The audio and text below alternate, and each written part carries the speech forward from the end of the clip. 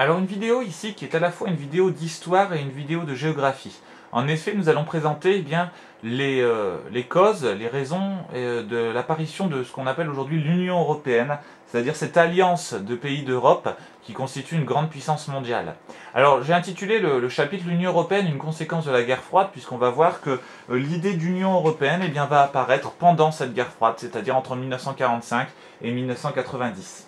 Alors, tout d'abord, nous allons évoquer les différents regroupements qui vont donner peu à peu naissance à l'Union européenne. Et tout d'abord, dans un grand 1, parler de l'OECE à la CEE. Alors, il faut rappeler que durant la guerre froide, l'Europe est complètement coupée en deux, entre les pays à l'ouest, ici en bleu, et au sud, donc qui sont des pays capitalistes, alliés des Américains, et les pays en rouge, à l'est, des pays soviétiques, enfin, sous la domination soviétique, des pays dominés par le communisme.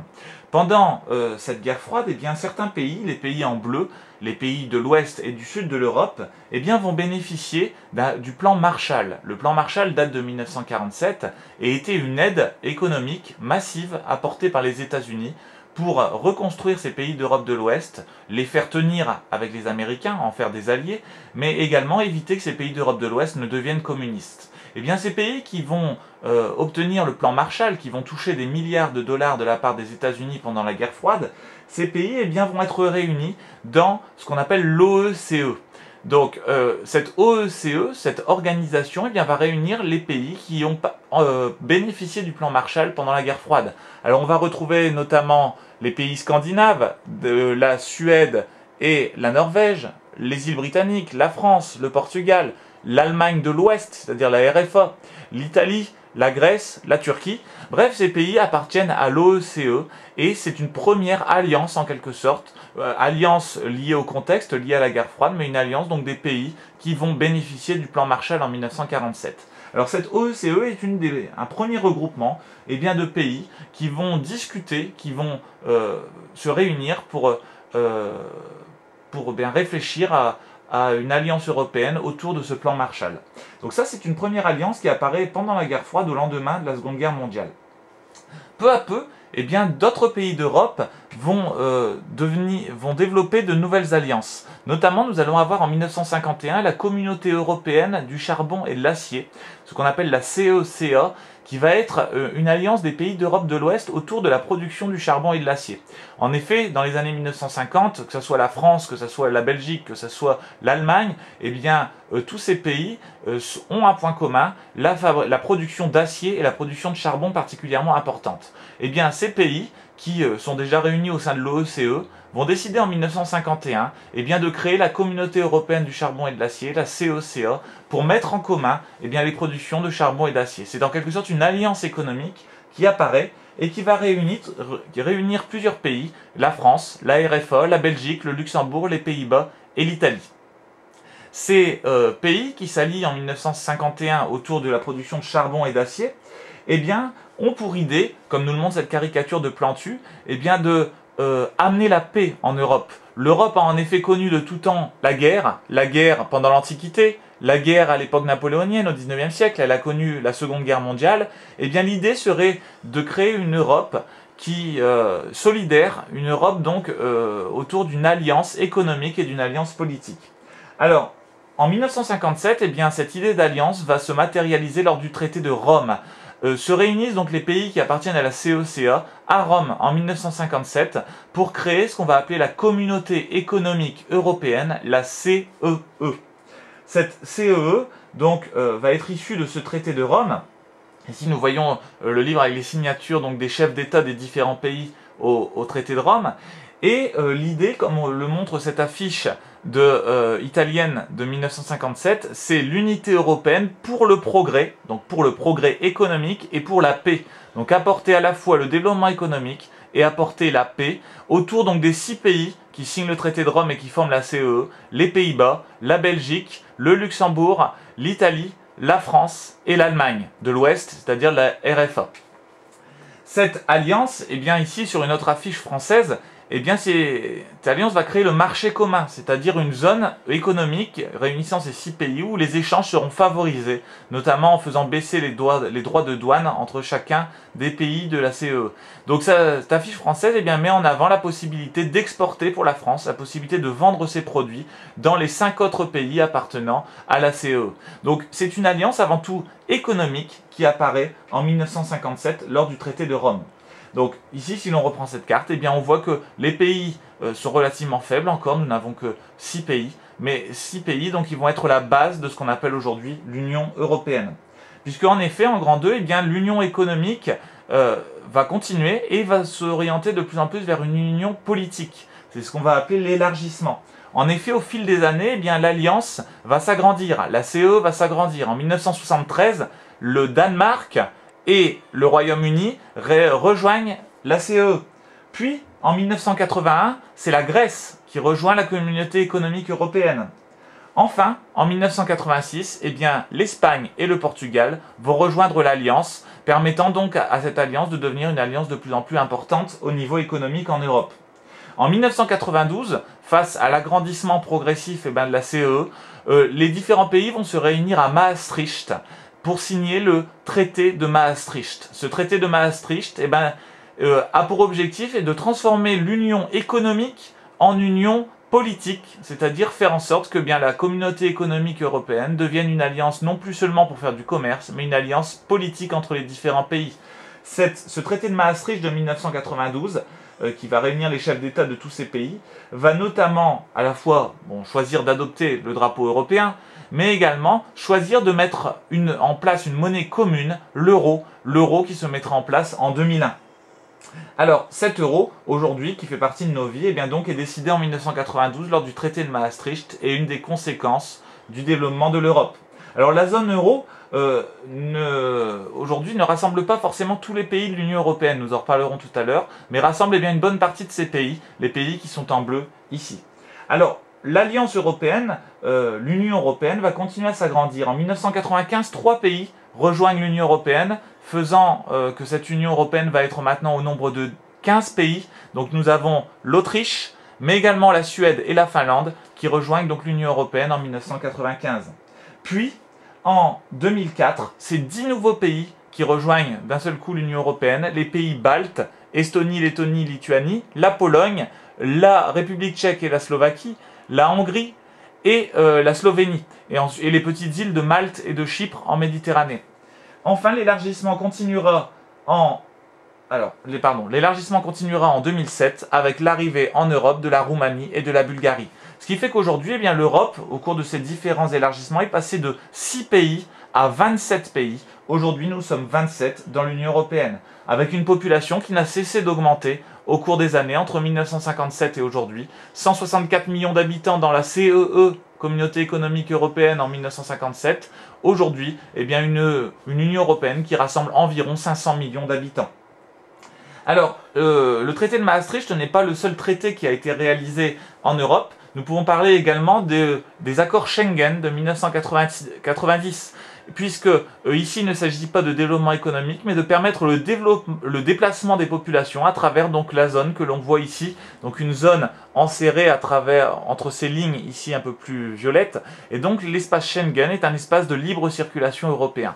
Donc une Europe apparue au cours de la guerre froide, d'abord pour faire du commerce, puis pour permettre la paix, et enfin une Europe qui est devenue peu à peu une alliance politique où les chefs d'État discutent de façon importante, qui partagent la même monnaie, l'euro, et un ensemble de pays où les déplacements sont libres de l'un à l'autre, ce qui explique par exemple pourquoi aujourd'hui il n'y a plus de poste de douane entre les différents pays de l'Union européenne. Pour aller en Belgique par exemple, vous n'avez plus à présenter systématiquement votre carte d'identité. Les déplacements sont libres grâce à ces accords Schengen de 1990.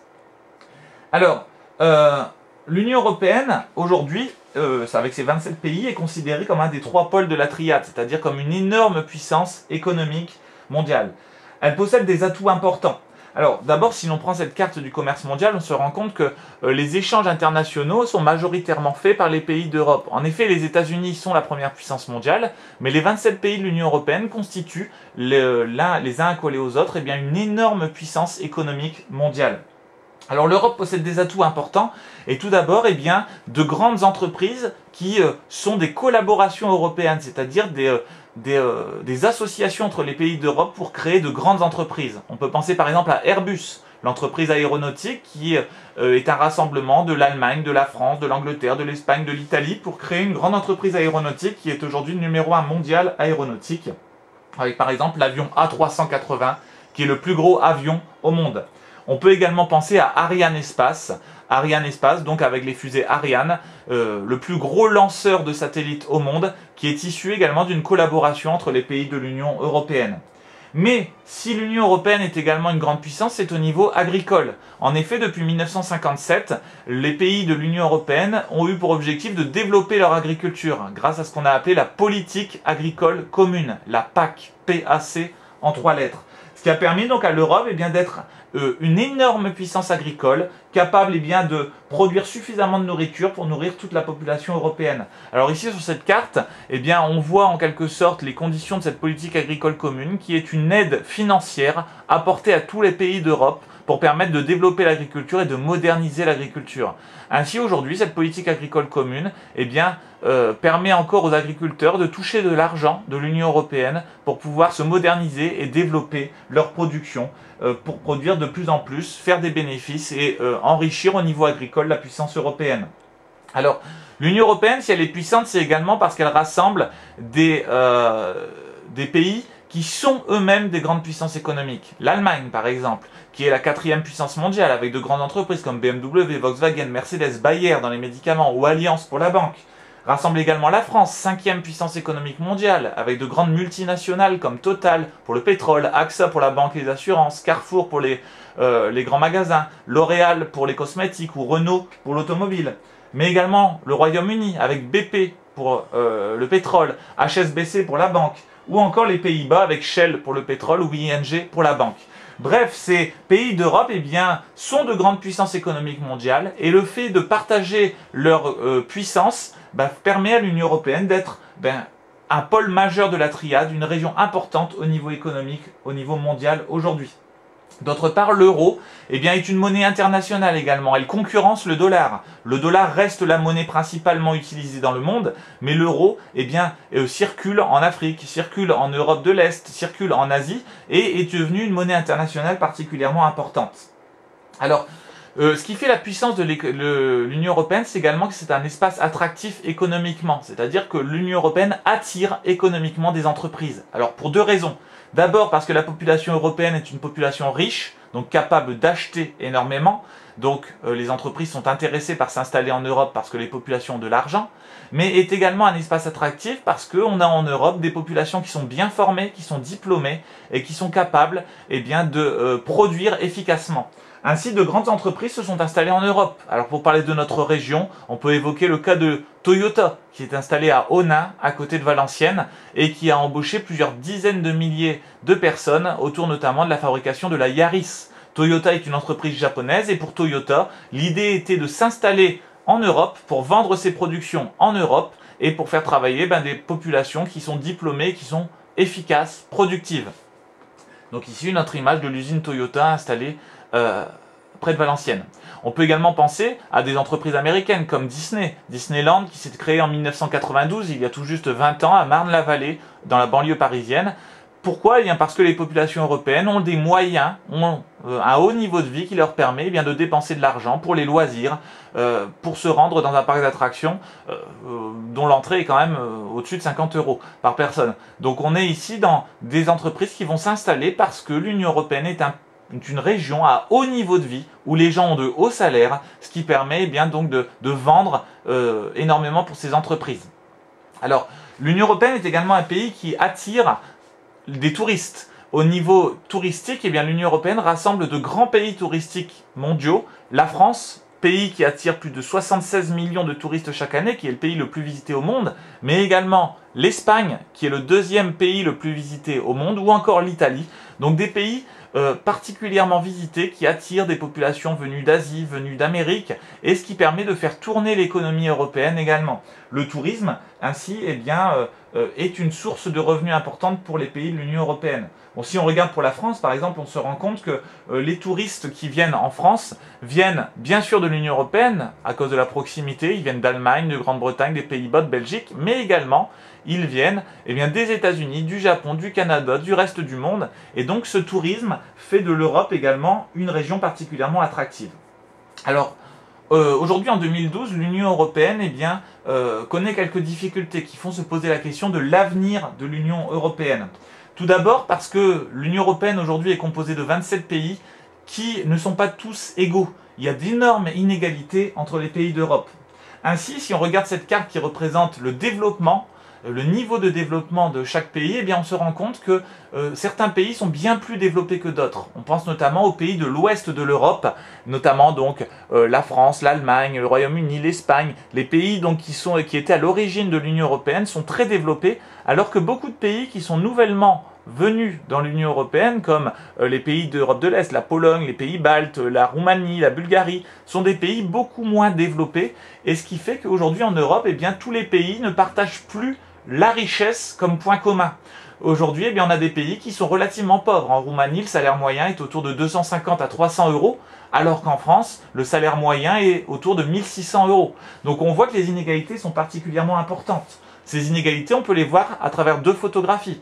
Ici, vous avez la culture du maïs en Belgique, qui est moderne par le biais de machines, de technologie avancée, tandis que la culture du maïs au nord de la Roumanie se fait encore traditionnellement, comme on la faisait peut-être au début du XXe siècle en Europe de l'Ouest. Donc les inégalités sont encore importantes, ce qui empêche à l'Union européenne d'avoir une vraie homogénéité, de partager une vraie richesse commune. Bon, ici une image qui est un petit peu humoristique, un peu drôle, mais en Roumanie, où l'on voit les charrettes qui sont encore le quotidien dans les campagnes roumaines, face à ce qui est un peu un symbole de la richesse et de la mondialisation aujourd'hui, les McDonald's. Alors ici, vous avez par exemple une autre carte qui vous représente le taux d'équipement à Internet entre les différents pays d'Europe. On rencontre en Europe, on va retrouver la même chose, des pays de l'ouest de l'Europe qui sont très développés, qui sont très riches, et des pays de l'Est qui par contre, eux, sont très peu raccordés à Internet parce que l'ordinateur coûte cher, parce que l'Internet coûte cher, que les régions ne sont pas forcément connectées.